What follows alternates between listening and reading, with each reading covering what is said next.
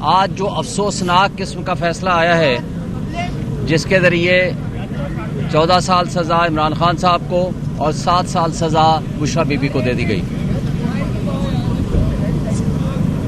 لگا دیں بھائی, اس کی کیبل چھوڑ دینا جی, جس کے نہیں ہے چھوڑ دیں بس. بسم اللہ الرحمن الرحیم.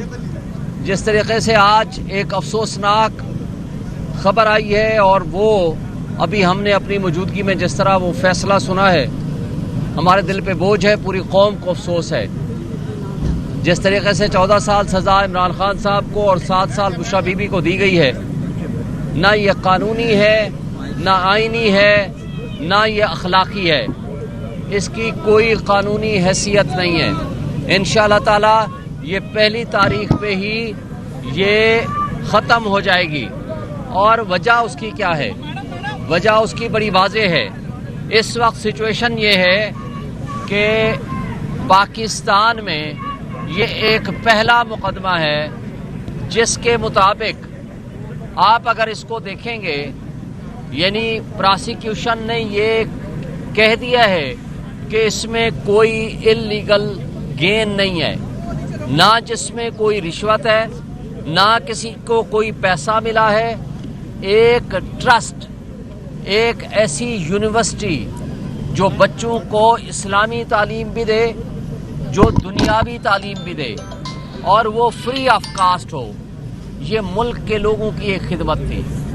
جس طریقے سے عمران خان کو پولیٹیکل وکٹمائزیشن کا نشانہ بنایا جا رہا ہے, اور جس انداز سے گھریلو خاتون بشرا بی بی کو صرف عمران خان کو سزا دینے کے لیے جو سزا سنائی گئی, اس کے اوپر عمران خان صاحب کا جو کمنٹ تھا وہ میں آپ سے شیئر کرتا ہوں. دیکھیں, حمود الرحمان کمیشن رپورٹ کے مطابق ایک ڈکٹیٹر نے اپنے اقتدار کو طوالت دینے کے لیے نہ صرف جمہوریت کو دفن کیا بلکہ آئین اور قانون کی پامالی کی, اس کے ساتھ ہیومن رائٹس وائلیشنز کیے, اور اس کے نتیجے میں ملک دو لخت ہو گیا. اور آج ایکزیکٹلی وہی ہو رہا ہے. آج بھی ڈکٹیٹرشپ کو طوالت دینے کے لیے لوگوں کو گھروں سے اٹھایا جا رہا ہے, لوگوں کو تشدد کیا جا رہا ہے. ججز نے اپنے قد کاٹ کو اتنا نیچے کر دیا ہے, نظام انصاف باندی بن کے ایک ڈکٹیٹر کے سامنے کھڑا ہو گیا ہے.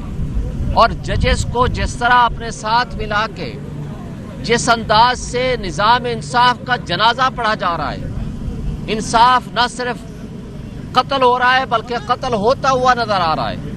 میں یہ سوال کرتا ہوں کہ یہ سزائیں تو وہ ہیں جو ہمارے 2-3 ہفتوں سے صحافی یا اسٹیبلشمنٹ کے ٹاؤٹس وہ کھلے عام کہتے پھر رہے تھے کہ 14 سال سزا ہوگی جی, 7 سال سزا ہوگی.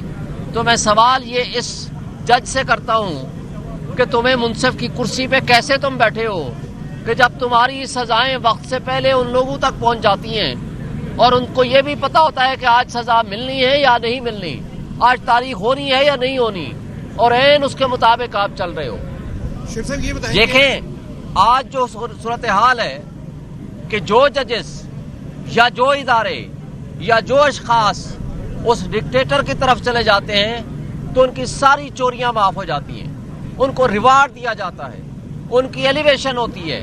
جبکہ اس کے مد مقابل جیسے عباس جج تھا جس کی انصاف میں وہ اپنی فیصلے کرتا ہے, تو نہ صرف اس کو OSD بنایا جاتا ہے بلکہ ان کو سزا کے طور پر یا ٹرانسفر کیا جاتا ہے یا ان کو کوئی نہ کوئی نقصان پہنچایا جاتا ہے یا کبھی ان کے اوپر فائرنگ ہوتی ہے.